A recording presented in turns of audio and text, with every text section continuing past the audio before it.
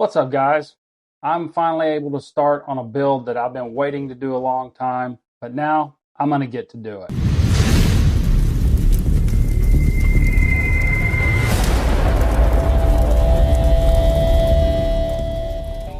I'm Simon, and this is Forever Young RC.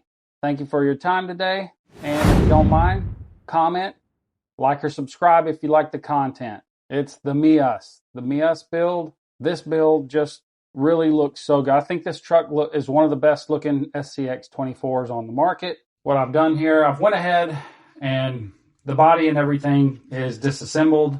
So you have to assemble the body and put it all together. I've got everything laid out. I've got the MEUS axles. I have not got the test out yet. It's my first time testing those out. I'm also going to put the Injora Purple Viper in here. I've got the chassis built. I bought the MEUS kit with the chassis, also a carbon fiber chassis, so that should be good. Going to put in the Proline big bore, the long shocks, and I got my links here and my transmission. I have the Injora Purple Viper, Injora transmission. Here's the first problem. When you put this motor in here, the pinion gear overlaps the spur gear more than half. In one of my previous other videos, when I put this on, I raved and raved about, thank goodness, Injora, we finally have a pinion gear with a set screw in it. Well, now there's no set screw. It's just pressed on like Fury Tech's pressed on, and I hate that. I truly hate that. That's one of the things that I like most about these systems, other than the performance, is you could adjust your pinion gear back and forth so we would not have and go through these problems. It's just super frustrating in a build when you get to a part and it slows you down so long because of this stupidity. This irritates me immensely. We'll see what we're gonna do. I've tried pressing this down a little bit more to no effect, because these motors are so delicate, you don't want to press on it too hard, and I'll wind up messing up these, the gears on the end of this. I don't want to do that. So what I might have to do is get some small tiny shims and shim it out so it will fit. This is what I have to do to get around the pinion problem. I'm going to space it out. I've got spacers. This is kind of what kills me about companies that do this, because your entry-level hobbyists just getting into this aren't going to have these teeny tiny spacers and a lot of extra parts laying around. But luckily I do. I'm going to put these small spacers in to fix that pinion mesh to bring it back. Got these little spacers in here. Evens up the pinion and spur gear where they're almost flush with each other. So spins pretty freely.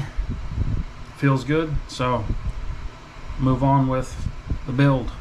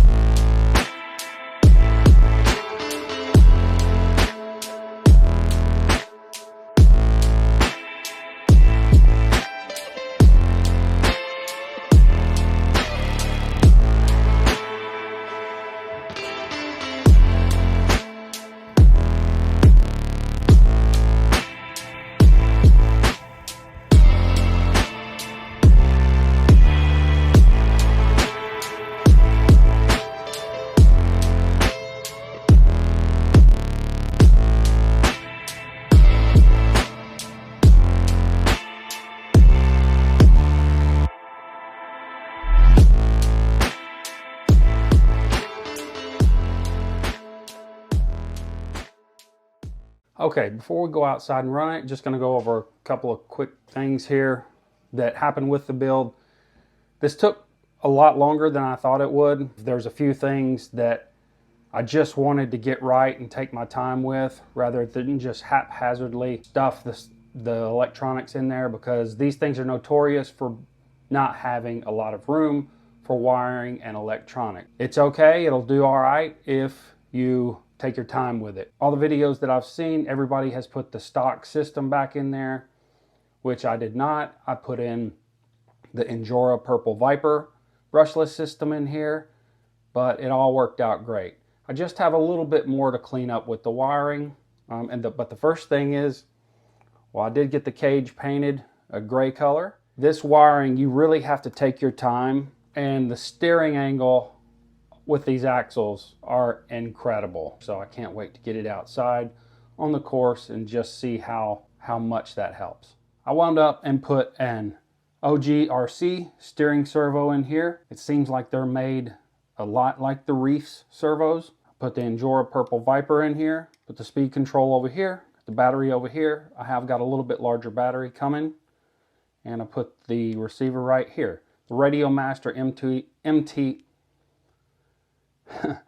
the Radiomaster MT12 receivers are really small. You can put that right here. I've shortened some of the wiring. I just got to shorten a couple more, and it just goes right up in the slot up here. Now the wiring I was talking about, you really got to pay attention. I had to take this cage in and out several times to get the wiring exactly how I wanted it.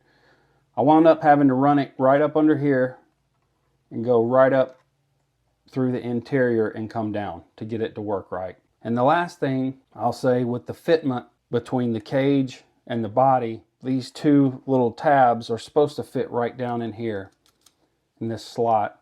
I had to open this up a little bit more to have it fit down securely, and I wanted to use a magnet mounting system, which I wasn't able to do because if I put the magnets up here, it interfered with that small Purple Viper motor, so I just had to wind up going with the Velcro. All in all, this is absolutely my favorite build. So let's get it outside on the rocks on Cul-de-sac Canyon and see how she does.